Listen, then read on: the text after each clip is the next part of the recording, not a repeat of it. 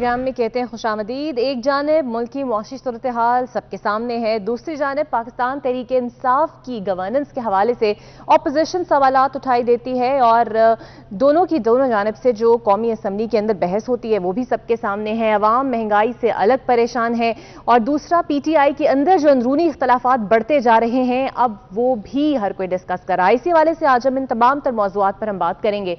हमारे साथ मौजूद होंगे मुस्लिम लीग नून के सीनियर रहनुमा और साबिक वफाकी वजीर खजाना इसहाक डार साहब। बहुत शुक्रिया डार साहब आपके वक्त का।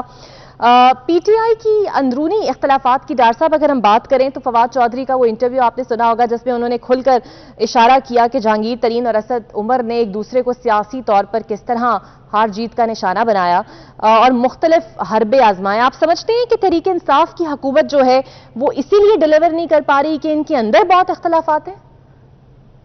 जी, बिस्मिल्लाहिर्रहमानिर्रहीम, नहमदुहु व नसल्ली अला रसूलिल करीम। देखें, जमहूरी प्रोसेस में इख्तलाफात होते हैं और हर हुकूमत में जो ग्रुप होते हैं और लोगों के अपने अपने व्यूज होते हैं, इसको मैनेज करना लीडरशिप का काम होता है। लेकिन ये हैरानगी ये है कि 2 साल में पाकिस्तान की जो मुआशी तबाही हो चुकी है, ये मेरे लिए ये डिस्कशन और ये डिबेट जो है वो इररेलेवेंट है, क्योंकि इमरान नियाज़ी साहब और उनकी काबीना एज वन टोटलिटी वो जिम्मेदार है इस तमाम तबाही की।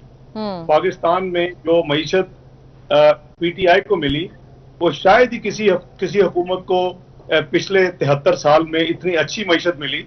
और जो तबाही 2 साल में इस पॉलिटिकल पार्टी ने की है पाकिस्तान में मईशत की, कोरोना के आने से पहले, ये एक अजीब अब नया रिफ्यूज ले रही है हुकूमत। कोरोना के ऊपर तमाम मलबा डाल लिए, पहले पिछली हुकूमत पे डालती थी, वो आपको उसकी मिसाल नहीं मिलेगी।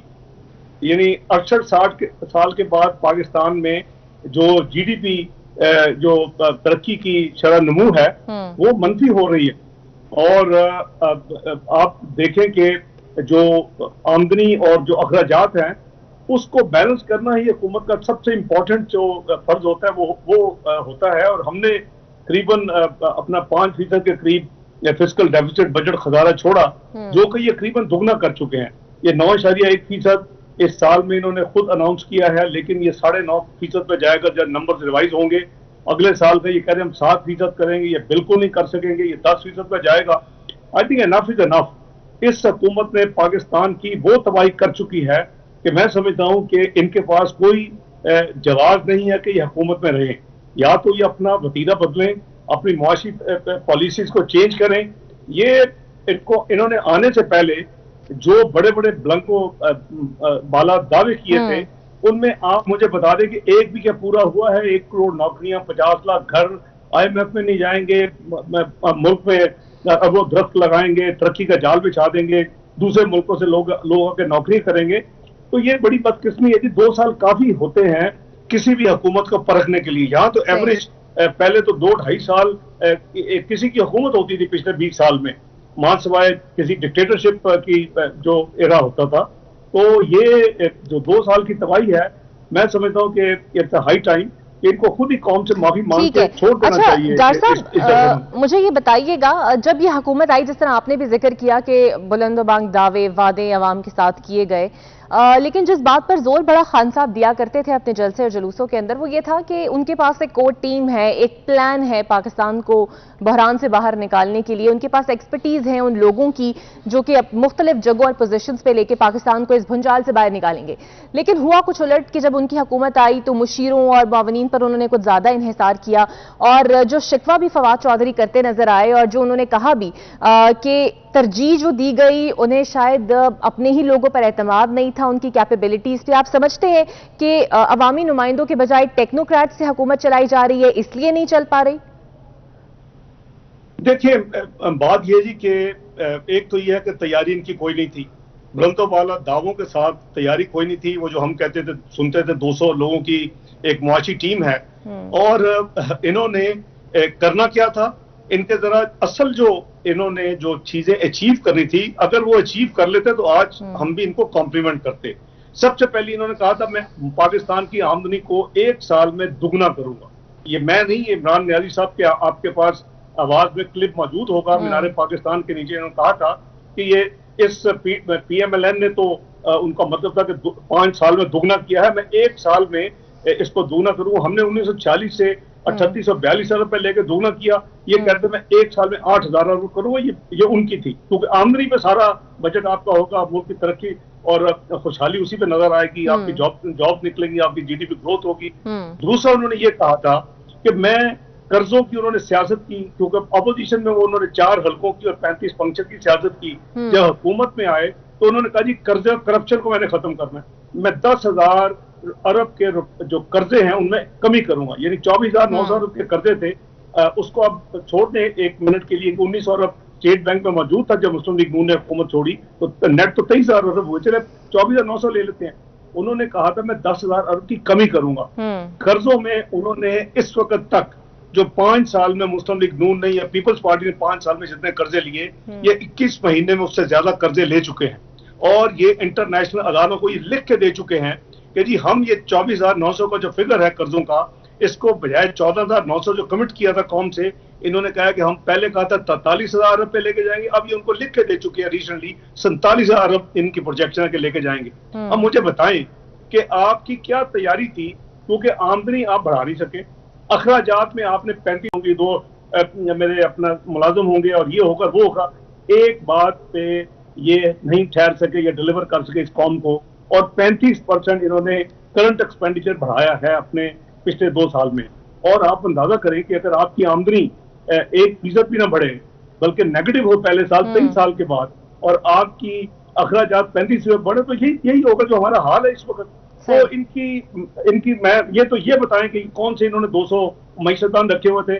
जहां तक आपकी मुआशी टीम की बात है, वो मैं नहीं कह रहा, वो इमरान नियाज़ी साहब अपनी आवाज में, आप फिर अपनी लाइब्रेरी में डिग करें, तो वो कहते थे कि जरदारी साहब ने और हरीश शेख साहब को उन्होंने ब्लेम किया था, मुल्क को इन्होंने तबाह कर दिया। अब मैं नहीं कहूँ कि 2010 से 2013 जब शेख साहब थे तो मुल्क किधर था, वो आप लोग खुद देख सकते हैं, अक्लमंद हैं, कि पाकिस्तान डिक्लेयर हो गया था 2013 में इलेक्शन से, जनरल इलेक्शन से पहले, कि पाकिस्तान की इकोनॉमी मैक्रो यानी इनस्टेबल है, पाकिस्तान है वो चंद महीने में डिफॉल्ट करेगा, और पाकिस्तान का सॉवरेन डिफॉल्ट जो है वो यानी पक्का है, क्योंकि तमाम जो अदारे हैं मालियाती अदारे बैन अल-अक़वामी, उन्होंने पाकिस्तान के साथ बिजनेस बंद किया हुआ था। अब वो अगर वही टीम आ गई है तो इनको पता होगा कि जी क्यों उस टीम को रखा है, या क्या हमने देखनी जी डिलीवरी, ए हो, बी हो, अरस्तु हो, शेख साहब कोई भी हो, आपके सामने मुल्क की मईशत को 2 साल में नहीं कर पाया पे लाके खड़ा कर दिया। डॉक्टर साहब, कल हमने 24 न्यूज से भी खबर भी चलाई कि मुल्क की मईशत पर एक खुफिया रिपोर्ट दी गई वजीर आजम को, और वजीर आजम उसके हकायक देखकर दंग रह गए। यानी कोरोना से पहले ही महंगाई की शरह बहुत बुलंद थी, मुल्की वसाइल का भी बेदरिक इस्तेमाल हुआ, बड़ी मिकदार में पैसे का इनखला किया गया, यहाँ तक कि आइंदा साल भी टैक्स का हदफ पूरा नहीं हो सकेगा, जिस पर शहबाज शरीफ साहब ने भी ट्वीट किया और उन्होंने कहा कि आप ख्वाबों की दुनिया में रहते हैं और हकायक हमेशा तल्ख ही होते हैं। आप समझते हैं कि यही सूरत हाल रही तो फिर आइंदा 2 सालों में भी कोई बेहतरी की उम्मीद ना रखी जाए मईशत के लिए? जी, मैं समझता हूं कि ये जो अभी इन्होंने बजट दिया है, देखिए एक तो आप पिछले 2 साल की परफॉर्मेंस को सामने रखकर इनके बजट को पढ़े। इन्होंने कहा था कि जी हम पिछले साल भी इन्होंने कहा था हम 7% बजट डेफिसिट करेंगे, यानी आमदनी इतनी ज्यादा होगी और अखराजात इतने कंट्रोल में होंगे कि हम जो बजट खसारा है, बजट खसारा का मतलब है आप उसमें कर्जे आप बढ़ाएंगे। इन्होंने कहा था, लेकिन इन्होंने खत्म कहा किया, अभी इन्होंने रिवाइज किया, नंबर कहा है 9.1%। मैं आपको काफी हद तक अपने थोड़े से तजर्बे की बुनियाद पर वसूख से कह सकता हूं कि ये जब आप फाइनल नंबर आप देखेंगे इनका इस साल जो अभी खत्म हो रहा है चंद दिनों में, जो चंद महीनों के बाद आएगा, वो 9.5% के करीब होगा। अब ये कह रहे हैं हम अगले साल 7% करेंगे। अब 7% बजट का खसारा दोबारा जो अगले साल कह रहे हैं, उसका एक बुनियादी एक उसमें एक इंग्रेडिएंट है, वो है कि आमदनी इन्होंने कहा कि हम 27% बढ़ाएंगे, टैक्सेस की कलेक्शन हम 27% बढ़ाएंगे। पहले साल इन्होंने हमारे 3842 के मुकाबले में 3800 इन्होंने करीबन ऑलमोस्ट 27 बिलियन किया, इनके करीबन 13-14 बिलियन कम थे। अपना दूसरे साल में इनके अभी खुद नंबर दे रहे हैं 3900 के करीब, यानी 3842 दूसरा साल हो चुका है और 8000 अरब का कोई नामो निशान नहीं है। अभी अगले साल कह रहे हैं कि हम 27% बढ़ा के 4900 अरब क्रॉस करें। ये हो ही नहीं सकता। क्योंकि जो इनकी परफॉर्मेंस की जो अभी तक आपके सामने जो फैक्ट्स हैं और उसके उसके हवाले से एक दूसरा आपकी जो होती है यानी ग्रोथ टैक्सेस में उसके दो मेजर कंपोनेंट्स होते हैं, यानी उसको हम कहते हैं नॉमिनल जीडीपी ग्रोथ जो है वो आपकी 6% इन्होंने कहा कि जी हमारी इन्फ्लेशन होगी और 2.1% इन्होंने कहा जी हमारी जीडीपी ग्रोथ होगी। इसका मतलब है अगर हम फैक्टर हम लगाते हैं 1 से 1 1 to 1 तो ये 8.1% होगी। ये बड़े रिफॉर्म्स का कुछ कर लेंगे तो ये कोई अपना 1% और कर लेंगे, ये 27% कैसे बढ़ाएंगे ये मेरी समझ से बाहर, क्योंकि ये 27% का हदफ जो है तो फिर मुराद सईद साहब नाज़रीन गुफ्तगू को आगे बढ़ाएंगे, एक ब्रेक यहां पर लेते हैं, ब्रेक के बाद आते हैं।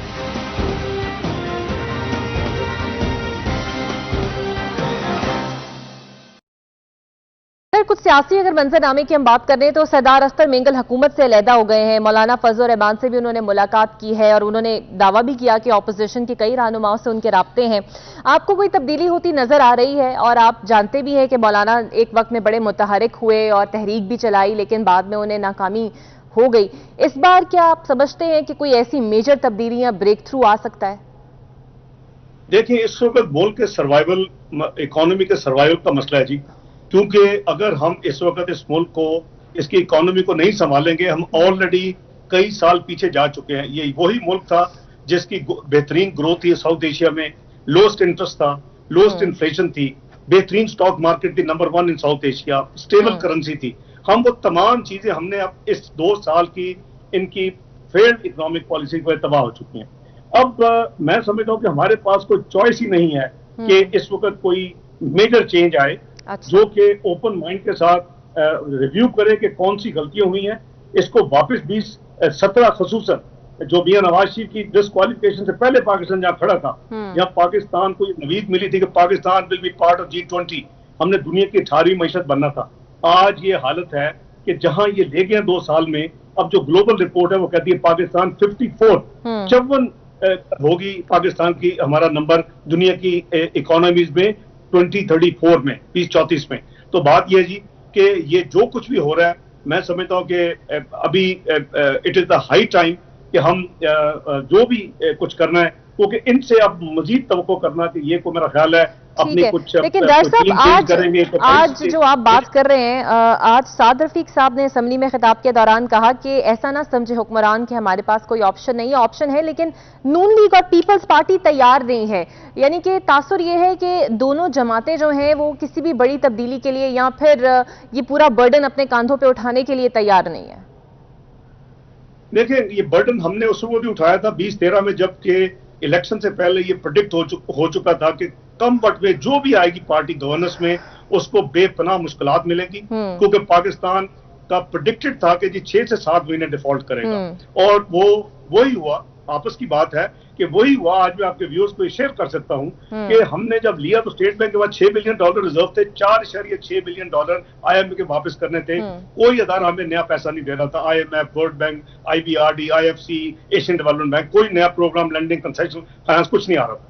तो हमने फरवरी में हम बाकी $3.25 बिलियन पे चले गए, लेकिन हमने सर नीचे करके काम करते रहे, ब्लेम गेम नहीं की, हम कोई इस तरह की ईगोइस्ट में नहीं पड़े। हमने, इनका तो प्रॉब्लम ही है बुलंदों वाला दावे और वादे कौन से, उसके बाद तैयारी कोई नहीं। ये 1 साल तो तकरीबन फैसला नहीं कर सके IMF को वहां जाना कि नहीं जाना। आपके सामने है जी, मैं रिपीट नहीं कर रहा। और उसके अलावा आने के बाद कोई परफॉर्मेंस जीरो, बल्कि नेगेटिव, यानी मुल्क को 68 साल के बाद नेगेटिव ग्रोथ में ले गए। मल्टी मिलियंस को इन्होंने बेरोजगार कर दिया है। इंडस्ट्री जो है वो वर्चुअली इस वक्त बंद हो चुकी है, कारोबार तबाह हो चुके हैं। अब हम किस दुनिया में चले गए जी 2 साल के अंदर। तो आप जो फरमा रही है ना जी, कि मैं समझता हूं कि इसका जो साद रफीक साहब ने ये कहा, वो मैं समझता हूं कि एक बड़ा रियलिस्टिक स्टेटमेंट है ख्वाजा साद रफीक साहब का। वो इस वजह से कि अब ये एस्टेब्लिश हो चुका है, ये हम कहें माने या ना माने, कि 2018 का इलेक्शन रिग हुआ है, चोरी हुआ है। और 2018 का इलेक्शन अगर रिग हुआ है तो उसका पहली रिक्वायरमेंट है कि इससे पहले कि हम कोई अब इमरजेंसी अरेंजमेंट करें और कोई इसको मसले को हल करें, ये तय होना चाहिए कि नया इलेक्शन कब होगा। और वो नया इलेक्शन जो है, ताकि कौम और अवाम जो है वो अपने ऑनेस्ट तरीके के साथ उनको एक मौका दिया जाए, वो अपना मैंडेट वो अपना यूज करें और किसी भी पार्टी को इलेक्ट करें और फिर वो पार्टी अपना परफॉर्म करे। माजी की परफॉर्मेंस में अल्हम्दुलिल्लाह मुस्लिम लीग नून की जो परफॉर्मेंस है वो वन ऑफ द आइडियल है। जैसे मैंने आपको कहा, हमने अपने हाथों से इस मुल्क में एक डॉन और पनामा के ड्रामे लगाए और उसकी वजह से उसके बाद इलेक्शन चोरी किए और आज हम इस मुल्क को उस दहाने पे ले आए हैं जहाँ के पाकिस्तान को कहा जा रहा है ये 50 इकोनॉमी होगा। हम न्यूक्लियर पावर है जी। और हमारी तो डॉक्टर साहब आप फिर क्या अगर इस तरह की सूरत हाल है तो फिर तब्दीली, इन हाउस तब्दीली होनी चाहिए, मिड टर्म इलेक्शंस देख रहे हैं, या फिर तहरीके इंसाफ की कमान जो है वो किसी और के हाथ में आ जाए और फिर मुल्क चलाया जाए? क्या ऐसी ही ऑप्शंस आपको नजर आती हैं? देखिए, ये सारे ऑप्शंस आईनी ऑप्शंस हैं। अगर इनके पास तो करीबन 11 की मेजॉरिटी है, वो भी बोरोड है जी। अगर मेंगल साहब उधर चले गए हैं और अगर इनको एक किसी भी जमात, अगर क्यूब लीग चली जाती है, एमक्यूएम कोई भी जाती है या कोई ग्रुप चला जाता है, तो ये तो हुकूमत पर से विल फॉल।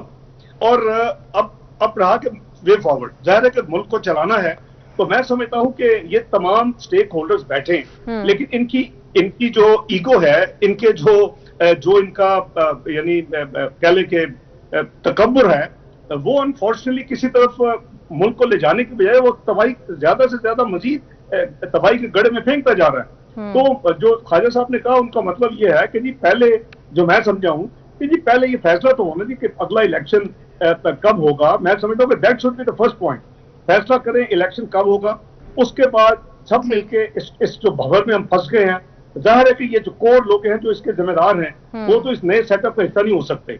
मैं पार्टी की बात नहीं कर रहा, मैं उन लोगों की बात कर रहा हूं कि जिन्होंने इस मुल्क को इस नहज पे 2 साल में लाके खड़ा किया। We can identify, economic team पूरी की पूरी उसकी जिम्मेदार है और लीडरशिप उसकी जिम्मेदार है। तो ये जो चीजें हैं उसके साथ अब मुल्क को आगे लेके जाना है। मुल्क को हम सब का फर्ज है कि इसको हम बचाएं, यानी ये हम सिर्फ जमानी बातें नहीं कर रहे जी। हम ये नहीं कह रहे कि 1 अरब हम दरख्त लगा देंगे, 1 करोड़ नौकरियां दे देंगे, 50 लाख घर बना देंगे।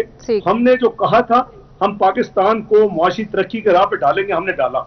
हमने पाकिस्तान में 11,000 मेगावाट के अपना बिजली के कारखाने लगा के मुल्क में लोड शेडिंग खत्म हुई। क्या ये खबर नहीं है? अच्छा डॉक्टर साहब, मुझे सर ये बताइएगा, 18वीं तरमीम का मसला पीपल्स पार्टी से बहुत सेंसिटिव है,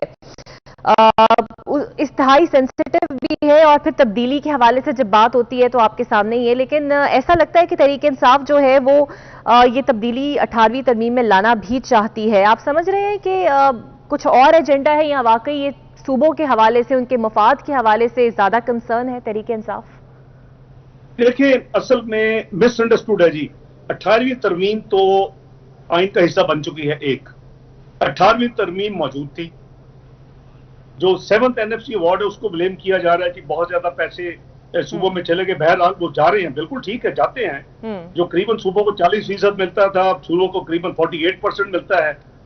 तमाम चीजों को जब आप कैलकुलेट करें 57.5 है, अदरवाइज 58 मिलता है। अब उस 58% जब गया है वो अब हमने नहीं किया। 2009 में दिसंबर में नया NFC अवार्ड पीपल्स पार्टी ने किया। हमने उस अवार्ड के साथ, हमने 18वीं तरमीम के साथ पाकिस्तान को सारी तरक्की दी।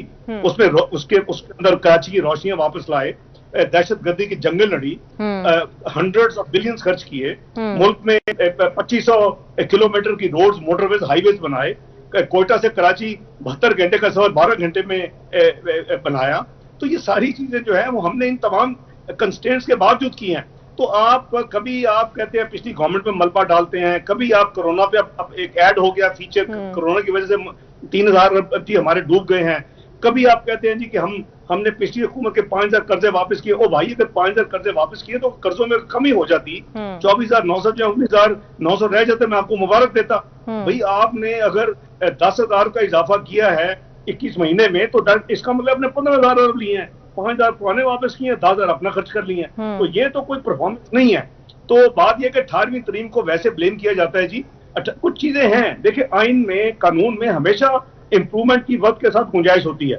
मसलन मुस्लिम लीग नून की अपनी उसमें ऑब्जेक्शन डिसेंट नोट लगा हुआ है। जब ये पास हुई थी 18वीं तरमीम, मैं उसमें PMLN की नुमाइंदगी करता था अपने दूसरे साथियों के साथ। इकबाल साहब थे, जाहिद अहमद साहब, कई साथी थे हमारे।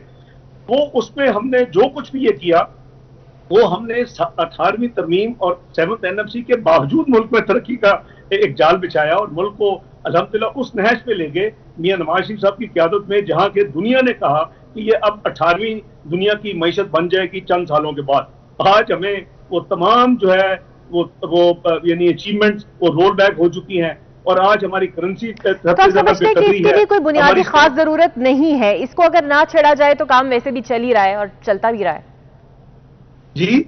यानी आप ये समझते हैं कि इसको छेड़ने की तरीके इंसाफ की कोई जरूरत पेश आती नहीं है, उन्हें नहीं करना चाहिए, वरना फिर एक तसादुम की सूरत हाल, पीपल्स पार्टी तो पहले ही बड़ी सेंसिटिव है इसको लेकर।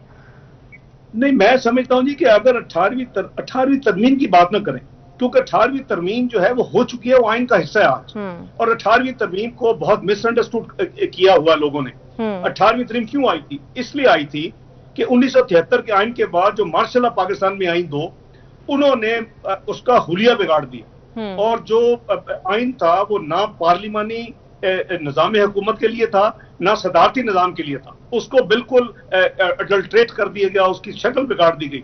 तो ये जो 2006 में चार्टर ऑफ डेमोक्रेसी मियां नवाज शरीफ साहब और मोहतरमा बेनजीर भुट्टो के दरमियान हुआ था लंदन में, और बाद में दूसरी ऑल पार्टीज कॉन्फ्रेंस लंदन में उन्होंने भी रेटिफाई किया और उसमें इमरान खान भी शामिल थे, वो एक्चुअली उस आइन को उसमें जो था उसको उसमें एक सेक्शन है कि हमने आईनी और कानून में हमने रिफॉर्म्स करने हैं, उस आइन का हुलिया हमने ठीक करना है।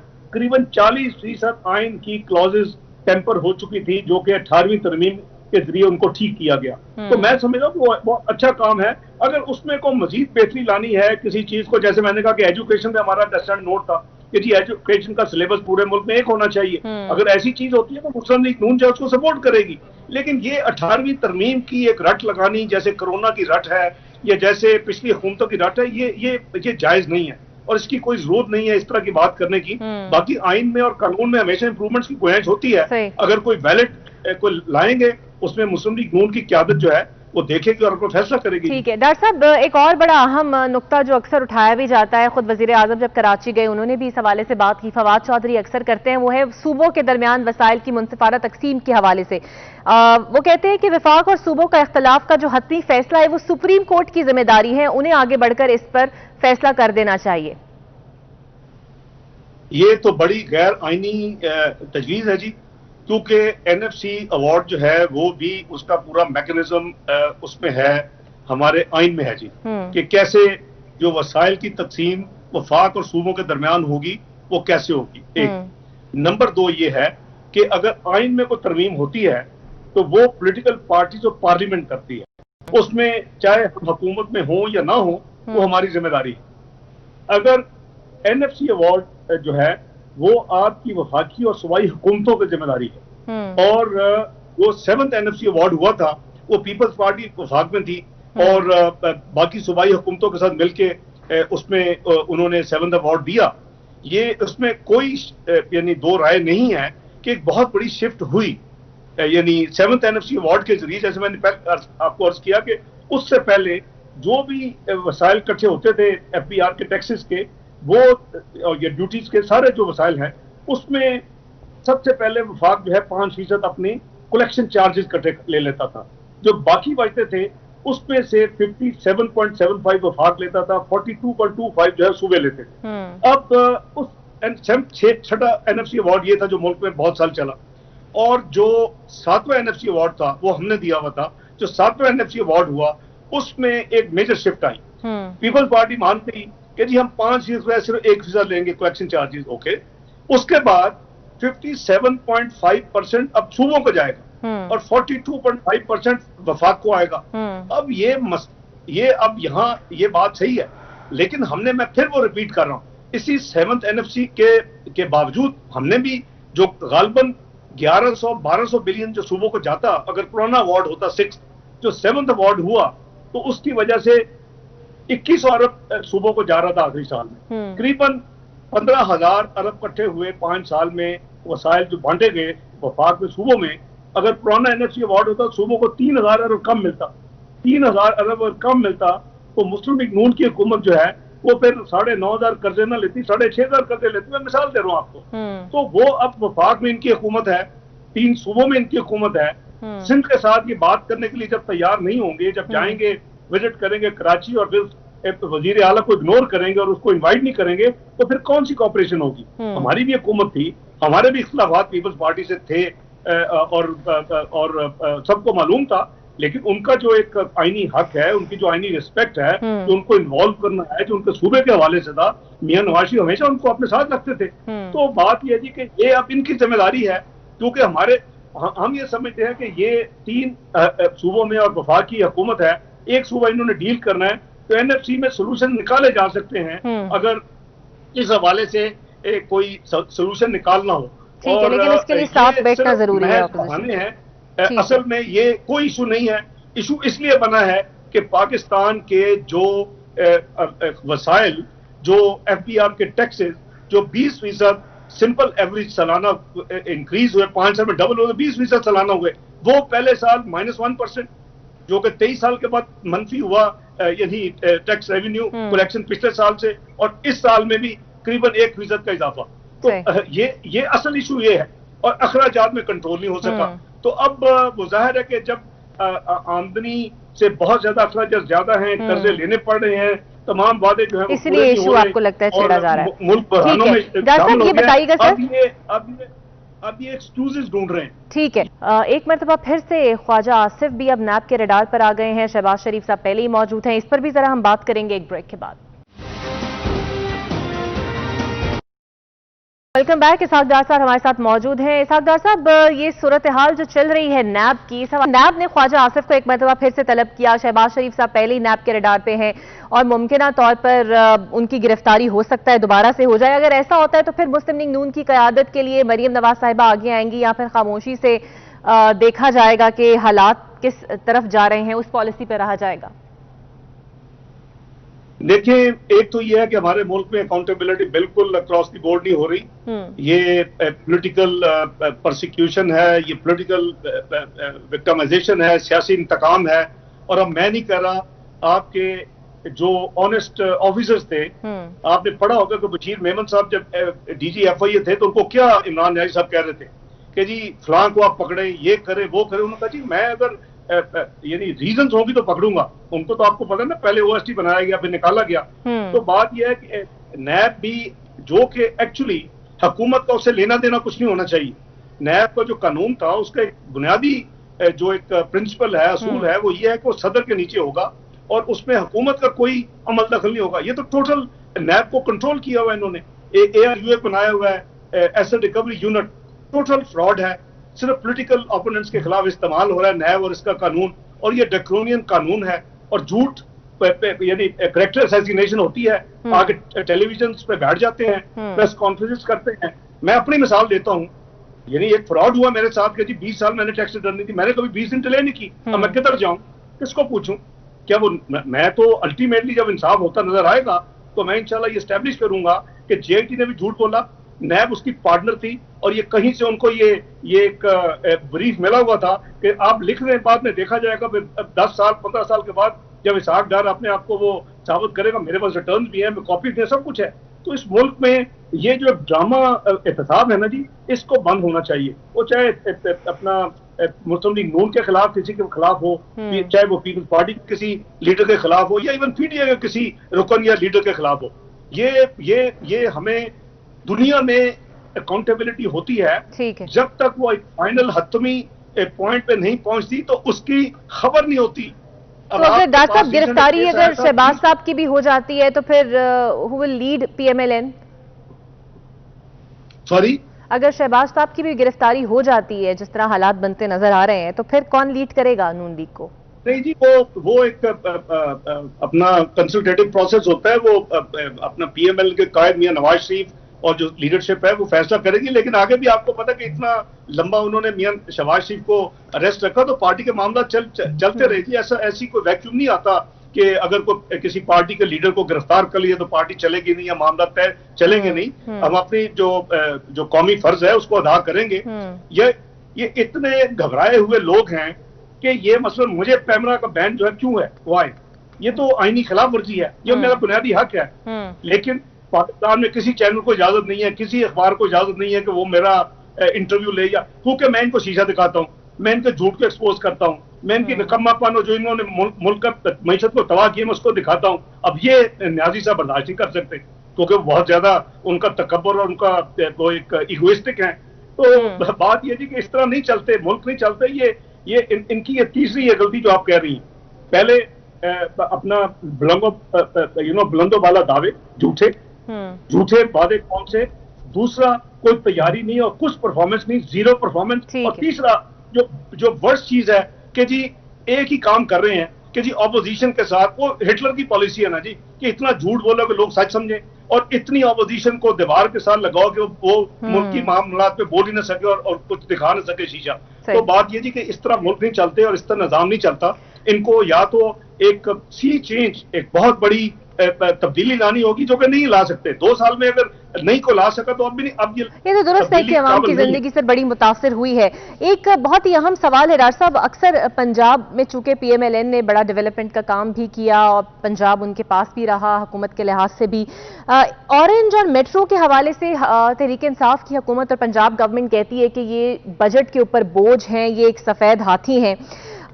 लेकिन अब ये मंसूबे अगर वाकई सफेद हाथी हैं तो इन्हें छोड़ा भी नहीं जा सकता। आप समझते हैं कि अरबों रुपए इस पर खर्च हुए हैं और क्या वाकई एक बहुत बड़ा बोझ है? ऑरेंज ट्रेन तो वैसे भी इनसे अब तक चल ही नहीं पाई। देखिए, ये माइंडसेट की बात है। स्टेट में, और वो भी इस्लामिक वेलफेयर स्टेट हो, इसका नाम है Islamic Republic of Pakistan. Pakistan सिर्फ नहीं है, किसी भी स्टेट में आपके जो अवाम की फलाह बहबूद है उसके लिए कोई भी हुकूमत हो, उसका फर्ज है कि वो उसके लिए अपने वसाइल में से खर्च करे। अगर इसका रेवेन्यू नेगेटिव है, यानी इसको मतलब ये है, सफेद हाथी ये कह रहे हैं कि इसको चलाने का खर्चा भरना, तो जो लोगों ने सेलिब्रेट किया कि जी इतने थोड़े पैसे में वो एक पॉइंट से दूसरे पॉइंट बाइज्जत और एयर कंडीशन सारे बस में वो पहुंच जाते थे।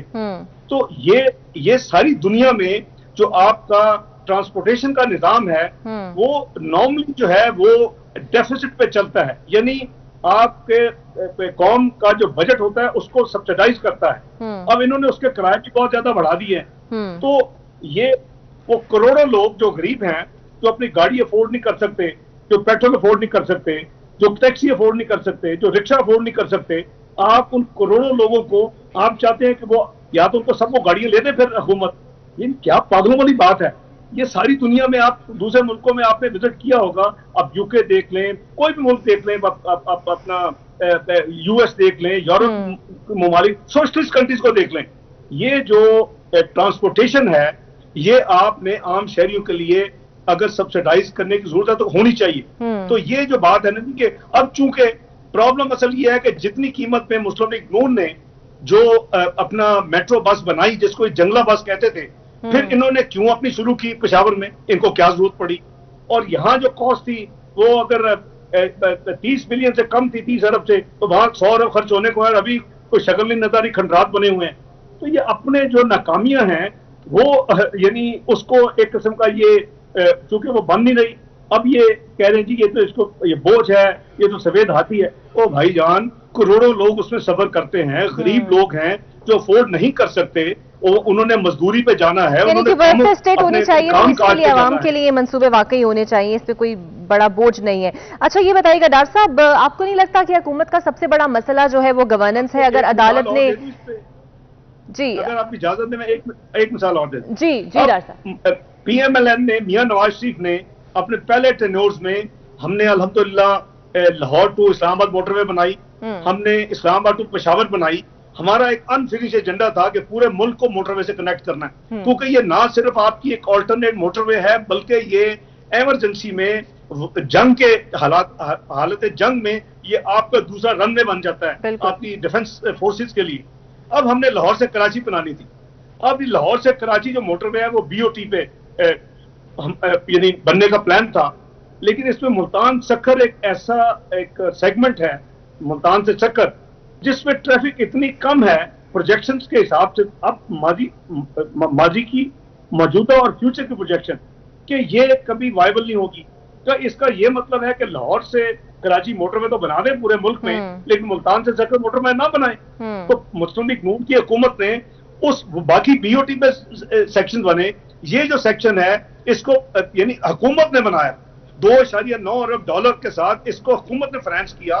तो आप जहां ऐसे मामलात है, आपकी हेल्थ इश्यूज हैं, तो आप कहें जी जाए आप अपना खर्चा करें, हम हॉस्पिटल बंद कर रहे हैं, प्राइवेट अपने हॉस्पिटल से इलाज करवाएं क्योंकि हम पैसे नहीं है। तो इस तरह नहीं होता। ट्रांसपोर्ट हो, हेल्थ हो, आपके बेसिक एसेंशियल फूड हो, आपकी देखें हमने 15 जो एसेंशियल आइटम्स थी, आटा, चीनी, घी, शक्कर वगैरह और बिजली का बिल, गैस का बिल, वो 15 आइटम्स की बास्केट है जो एक आम इसी जानिब डॉक्टर साहब आना चाह रही थी। ये जो चीनी का इशू हो गया, अदालत ने चीनी का कीमत कम कर दी, चीनी गायब हो गई मार्केट से, मिल नहीं रही 70 रुपए के अंदर। पेट्रोल सस्ता हुआ तो ऑयल मार्केटिंग कंपनी अपनी मनमानी करते हैं, आवाम को पेट्रोल नहीं मिलता।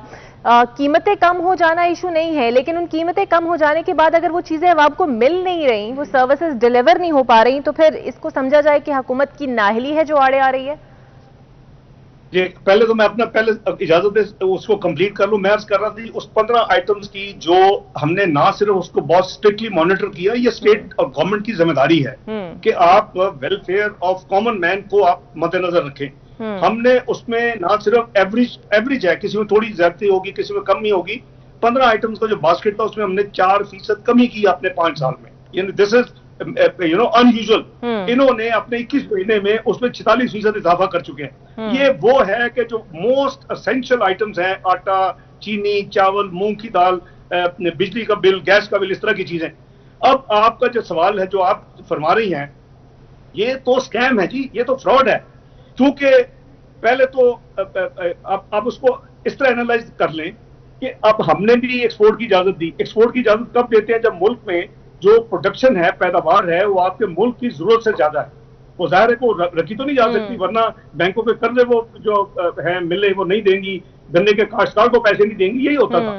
तो उसको आप एक्सपोर्ट करते हैं, और एक्सपोर्ट करते हुए अभी एक मेन फैक्टर होता है कि जी इनकी कॉस्ट ऑफ प्रोडक्शन क्या है। वो हुकूमत ने कह रहा है, उनकी बात नहीं मानने की, वो क्या कह रहे हैं, आपने खुद कैलकुलेट करवाना है अपनी तसल्ली के लिए। और इंटरनेशनल प्राइस क्या है वो आपको इंटरनेट पे मिल जाती है। उसके दरमियान जो फर्क है वो हम शेयर करते थे जी, कुछ हम देंगे, कुछ आम मिल वाले बर्दाश्त करें। ठीक है। तो इन्होंने क्या किया कि मुल्क में यानी पैदावार जो हुई वो मुल्क की अपनी जरूरत मुकम्मल काफी, उसके लिए काफी नहीं थी। इन्होंने इजाजत दे दी एक्सपोर्ट करने की। उस एक्सपोर्ट करने के साथ इन्होंने 1 मिलियन टन, फिर 1 लाख, फिर अच्छा अब ये होता है कि जब वो इजाजत देते हैं तो आप मॉनिटर करते हैं कि कीमत यानी डोमेस्टिक मार्केट में पाकिस्तान के अंदर ना बढ़े, और वो आपके पास टूल है एज हुकूमत, और हमने यूज किए कि जी अगर कीमत बढ़ेगी तो आप उन मिल ओनर्स को बुलाएंगे, तो एसोसिएशन जो है, शुगर एसोसिएशन कोई भी हो, कि जी अगर आप कीमत को ठीक नहीं रखेंगे तो हम आपकी जो है एक्सपोर्ट परमिशन कैंसिल कर देंगे। वो अफोर्ड ही नहीं कर सकते जब सरप्लस होता था। हमने अपने दौर में 52 से 55 के दरमियान इससे ज्यादा चीनी की कीमत नहीं बढ़ने दी। तो पहली गलती तो यह है इस हुकूमत की, मैं कहूंगा एक फ्रॉड हुआ कि कुछ लोगों को नवाजने के लिए एक्सपोर्ट की गलत परमिशन दी गई। उसके बाद आंखें बंद की गई। 55 रुपए से 60, फिर 65, फिर 70, फिर 75, फिर 80, फिर अब 90 से ऊपर जा। ठीक है, यानी गलती अपनी ही है और इनसे वो गवर्न सही तरह हो नहीं पाई कीमतें। लेकिन सवाल फिर वही है कि अवाम के लिए बेहतरी कब आएगी। बहुत शुक्रिया इसहाक डार साहब आपका, और आपका तज्जिया भी अवाम के सामने ही है। उम्मीद करते कि अवाम की हालत जो है वो कुछ बेहतर, मुल्क इस मौशी बहरान से बाहर निकल सके। कोरोना से हम वाकई सबसे पहले तो कोरोना सबसे बड़ा इशू है, उससे बाहर आ सके। बहुत शुक्रिया इसहाक डार साहब आपका। नाज़रीन, आज के स्पेशल प्रोग्राम से इतना ही। अल्लाह हाफिज।